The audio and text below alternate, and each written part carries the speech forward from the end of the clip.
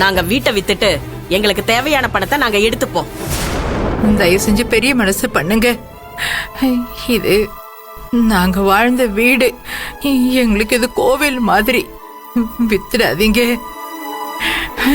இதெல்லாம் கதைக்காவாதுங்க. கோவிலோ வீடோ பணம் கொடுத்தாதான் இந்த வீடு உங்களுக்கு. நீங்க இப்படி எல்லாம் சொல்லுவீங்கன்னு தெரிஞ்சுதான் கையோட சர்வேயரை கூட்டிட்டு வந்திருக்கோம்.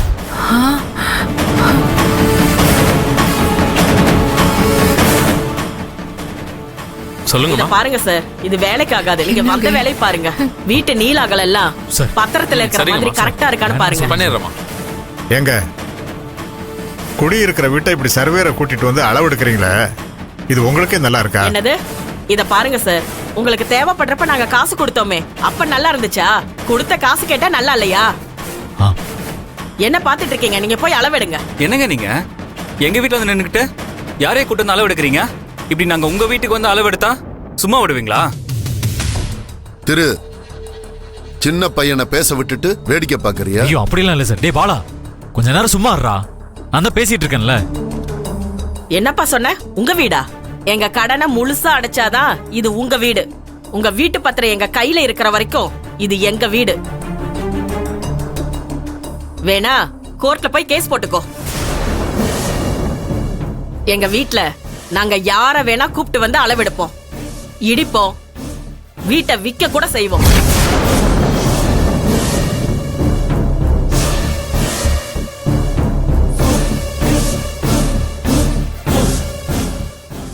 என்ன நின்னுகிட்டு இருக்கீங்க?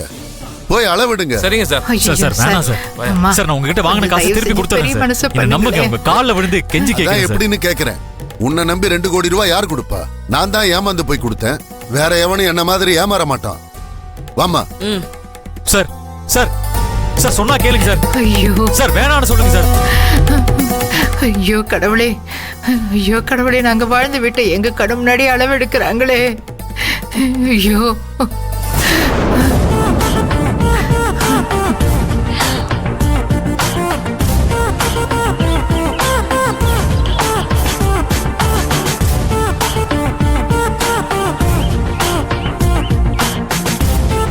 நோட் பண்ணிக்கோ. 36 சார். என்ன எல்லாம் முடிஞ்சதா? எல்லாம் முடிஞ்சது சார். எதையும் அளவெடுக்காம விடலையே. விடல சார். எல்லா அளந்தாச்சு இருக்கிற மாதிரி எல்லா அளவும் சரியா இருக்கு சார். சொன்னா கேளுங்க சார். உங்க காசை நான் எப்படியாவது திருப்பி கொடுத்துறேன் சார். திருமுருகா, உனக்கு கொடுத்த 3 மாசத்துல இன்னும் 2 மாசம் தான் இருக்கு. அதுக்குள்ள எங்களுக்கு கொடுக்க வேண்டிய பணத்தை முழுசா திருப்பி கொடுத்துட்டு உன் வீட்டு பத்திரத்தை வாங்கிக்கோ. நாங்க தயவு தாட்சணையெல்லாம் பாத்துட்டு இருக்க மாட்டோம். அதுக்கப்புறம் வீட்டை விக்கிறத யாராலையும் தடுக்க முடியாது. இதுதான் உனக்கு கடைசி தடவையா சொல்றது. இதுக்கு மேல வந்து நான் சொல்லிட்டுல இருக்க மாட்டேன். ஏங்க வாங்க போலாம். சார் வாங்க சார். ஒரு 6 மாசம் டைம் கொடுங்க சார், நான் கொடுத்துறேன் சார். சார்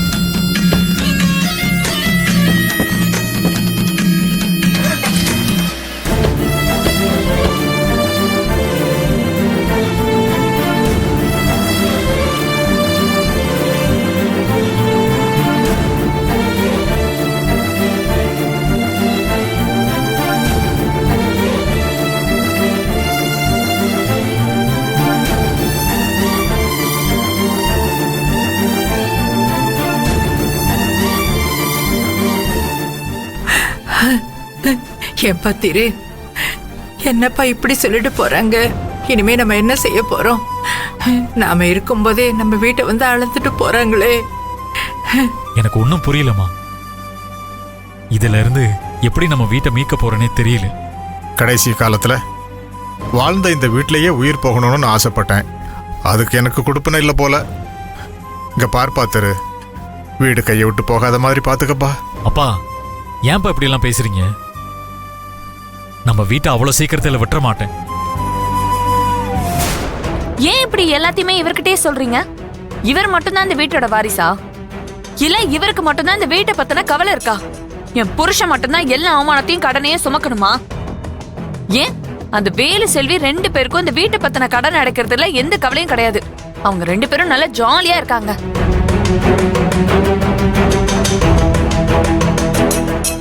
அவங்களுக்கு ஏன் இந்த வீட்டை கடன்ல இருந்து காப்பாத்தணும்னு கொஞ்சம் கூட நினைப்பு இருக்காதா? கீர்த்தி கொஞ்சம் பேசாம இரு. நான் ஏற்கனவே சம கடுப்புல இருக்கேன்.